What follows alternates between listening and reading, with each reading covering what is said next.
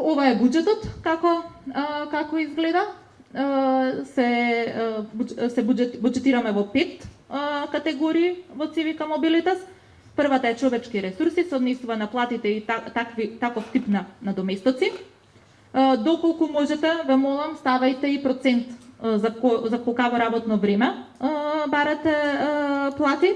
Значи во овој случај бруто плата за координатор на програма за организацијски развој, значи некој со цело работно време ќе биде за сите месеци додека трае грантот, единична цена која е вкупно и распределено по години доколку е применливо, доколку се бара за повеќе од една година. Тука се и трошоците за стручно оспособување доколку имате обука за личен развој на вработените.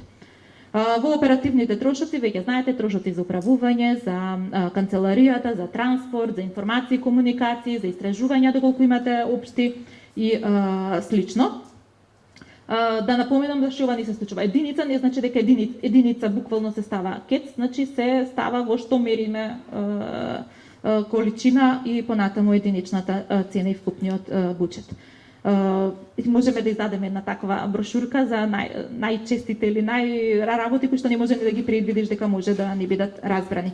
Директните трошоци се однесуваат на активностите, значи се она што ќе го имате издефинирано во работниот план како активност, ќе го буџетирате во директни трошоци. Ве молиме, нумерирајте ги, означете ги онака како што ви се во работниот план. Ако во работниот план активноста ви е 3:1 и тука ќе биде 3:1, така ние гледаме јасна врска помеѓу сите овие образци кои што ги спомнуваме. И еве гледате овде ова организација за една од активностите, значи нема да биде буџетирана во нашиот буџет од Civica Mobilitas, туку им е покриена од друг донатор, напишала не публикува буџетски импликации. Слободно кратите ги.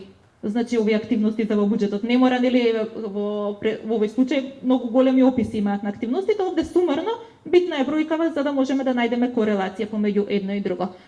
Она која викаме конзистентност, тоа значи гледаме конзистентност помеѓу патоказите, работниот план, буџетот и подосна временската рамка. И имаме предвидено, бидејќи ова се институционални грантови, е и добро да ги има, индиректни трошоци и резерва, индиректни трошоци, бидејќи институционален грант многу ми не решаваат да нема, да не барат, зашто што веќе горе се покриени трошоци за раководење и одржување и слично, меѓутоа оставаме на вас, до 10% можете да барате од вкупната сума од претходните 3 категории.